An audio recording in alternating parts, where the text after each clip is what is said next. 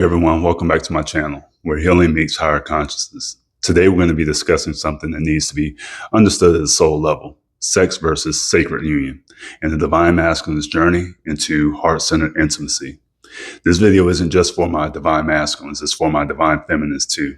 Because when you understand the masculine's evolution, you'll stop taking delay and distance personally, and it'll help you rise into the version of you that's ready for sacred union. So let's talk about this. Let's start with this fundamental truth. Most masculine energies begin their spiritual journey disconnected from their heart space.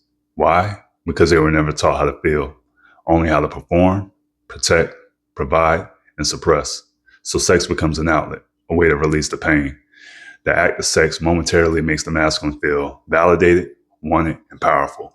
But there is no intimacy in the space. It's only a breeding ground for coping, distraction, and survival. The wounded masculine isn't making love. He's actually trying to forget the fact that he doesn't feel safe being vulnerable. And for the divine feminines, they confuse this connection with love because it's intense, magnetic, and addictive.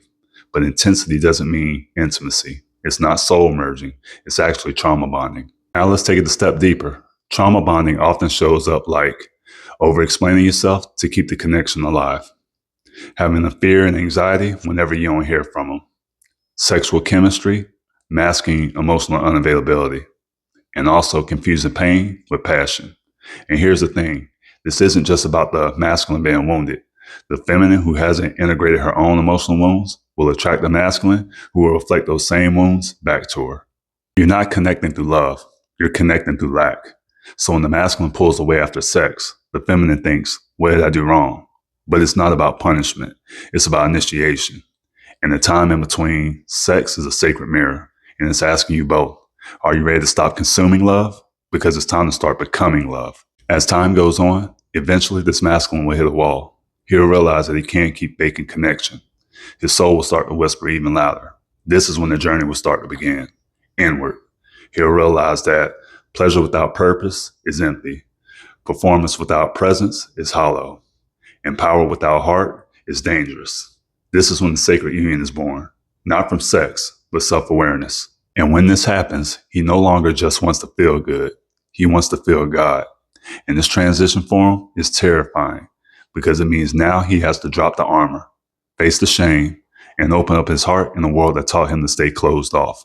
But when he does, he becomes a portal for divine love. Not just a taker, but a transmitter. Not just a hunter, but a holder of space.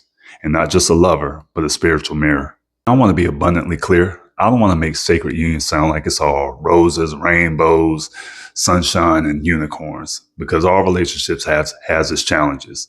But a sacred union, even though it's not perfect, is pure, it's raw, it's grounding, and it feels like home.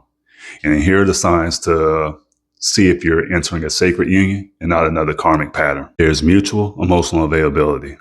Communication feels safe and nourishing. You inspire each other's growth, not enable each other's wounds. And you're not afraid to be fully seen. In a sacred union, sex becomes a spiritual ceremony. The body becomes a temple, and the act itself becomes a ritual of remembrance. You're not trying to escape reality, you're creating a new one, together. That was kind of dope. I gotta write that down. I'm just playing. But all jokes aside, to my divine feminines out there, don't wait for a heart-centered man. You prepare for one by becoming heart-centered yourself. This means that you need to heal your anxious attachments, choosing alignment over attachment, practicing energetic discernment, and raising your frequency to meet the love that you say that you want. Stop romanticizing inconsistent behavior. Stop mistaking avoidance for mystery.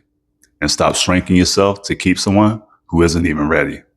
Because the more you rise, the more you inspire your masculine to do the same. Not through pressure, but through presence. As today's discussion comes to a close, I want you all to remember, sex can be a distraction, sacred union is a revelation. One feeds the ego, the other feeds the soul. The masculine's journey is not about rejection, it's about realignment. The feminine's journey isn't about waiting on them, it's about rising. Sacred union can only happen when both of these energies choose themselves first. And when this does, love stops being a battlefield and it becomes a sanctuary. Stay open, stay grounded, stay aligned. If you found this video to be helpful, please like, share, and subscribe to keep up with more content on holistic wellness, transformation, and healing. As always, own your energy, walk your path, and until next time, love and light, my friends.